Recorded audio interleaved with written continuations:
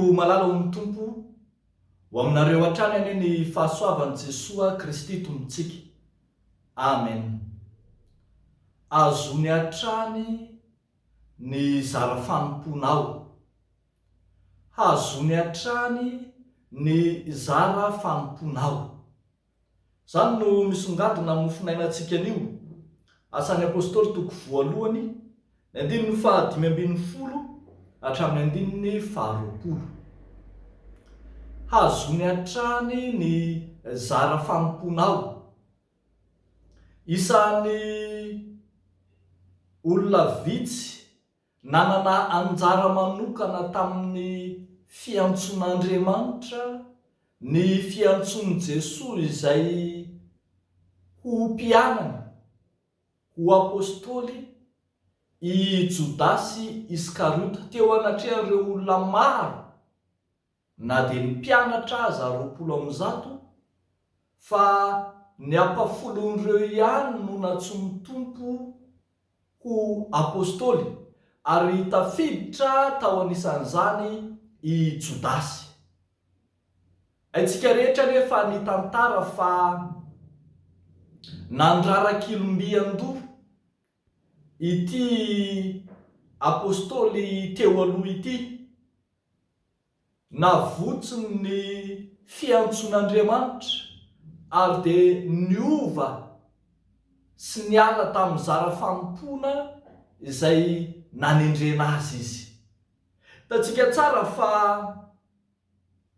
nosandain'ny vola ny andraikitra na ny maha-apôstôly azy ka tonga mpiandany tamin'ny izay nisambotra ny tompo izy. Hitantsika eto fa tsy maintsy notanterahana taminy ny soratra masina. Zany no ambaran'ny apôstôly Petera eo amin'ny 1:20 hoe ry rahalahy, tsy maintsy notanterahina ilay teny soratra masina nampilazain'ny fanahy masina raha teo an'i Davida ny amin'ny Jodasy, izay tonga mpitarika ny olona hisambotra an Jesoa. Fa izy dia isantsika ihany ka nahazo anjara tamin'izao fanompona izao. Eto nefa tonga namadika ilay tompo ny voninahitra izy, tonga nanolotra an'ilay Mesia teo an-tanany mpanota izy. Eny azo lazaina fa tamin'ny alalany teo am-pelatana no nitondrana an'i Kristy hahazo fanamelohan'ny mponina tsy tan-dalàna.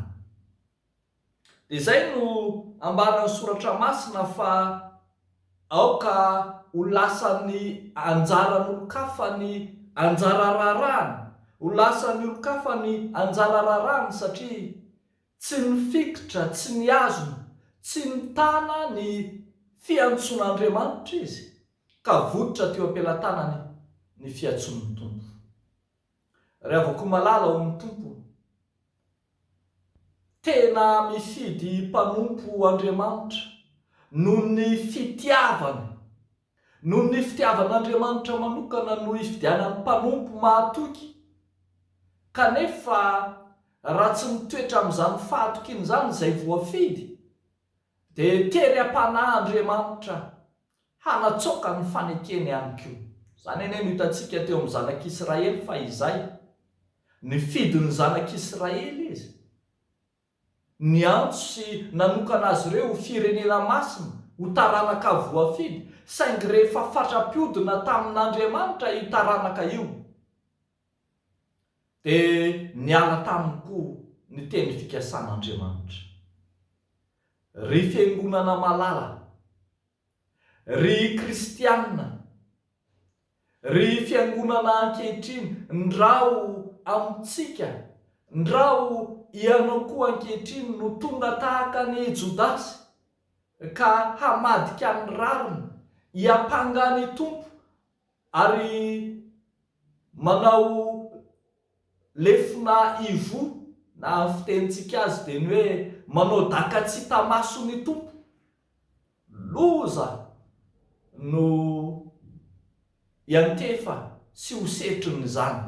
Loza satria hitantsika eto fa tsy ampy nahazahoany fiainana ny vola 30 zay namadiany tompo, tsy napandry ny eritreriny ny vola zay azo, ary dia hitantsika fa tsy nanam-piadanana izy fa ny afara tamin'ny fahafatesana mahatsiravina azy zany.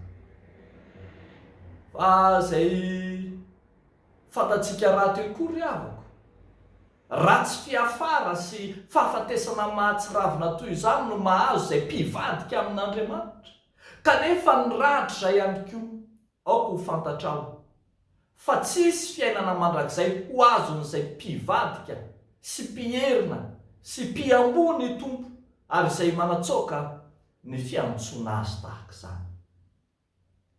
Ndra hoary ho ianao no mamadika amin'ny tompo ankehitriny amin'ny fomba hafa, amin'ny tsy fanarahanao ny didiny, amin'ny fanomponao Andriamanitra hafa na mivantana na ankolaka, amin'ny fanekenao hery sy fahefana na firehana hafa mihoatra no Mesia.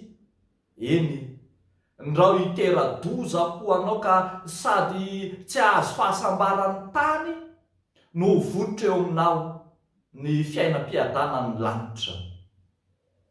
Ry havako, hazony mafy ny fiantsonanao. Tazony zay efa nifidianany tompo anao ho fanaka voafidy, ho vahoaka ny fanjakana izay efa nantsony tamin'ny anarany. Tehirizo ary aza vototra intsony ny amin'izay efa nifidianany tompo anao. Fahasoavanao anao zany, fahasoavanao amin'ny manodidinao anao, ary fifaliana lehibe any an-danitra. Deo an'Andriamanitra irery amin'ny voninahitra. Amen. Hivavaka isika ry havako. Misaotra sy mankasitraka anao zay Andriamanitra, ny aminao lay efa nanolo-tena ho an'izao tontolo izao, hitondra famonjena ho an'izao tontolo izao. Fa ifonanay kosa Tompo ny amin'ny atsirambony nataonay, ny amin'ny fivadia-pitokisana tanterahanay, ny amin'ny fialana amin'ny endry mivantana sy akolaka amin'ny antsonao Andriamanitra, ka manaraka antso hafa sy feo hafa izay mitarika makany amin'ny fahafatesana izay indraindray.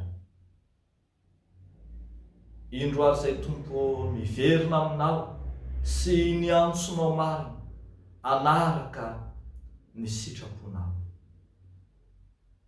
Dia mivavaka izay ankehitriny ho an'izao herinandro vaovao diavinay izao, ho amin'ny mpianatra izay hiatrika ny fianarana, ambino, taio, omeo fahazavantsaina, tario amin'ny fanainao masina ary amin'ny paherezo, eny amin'ny paherezonao.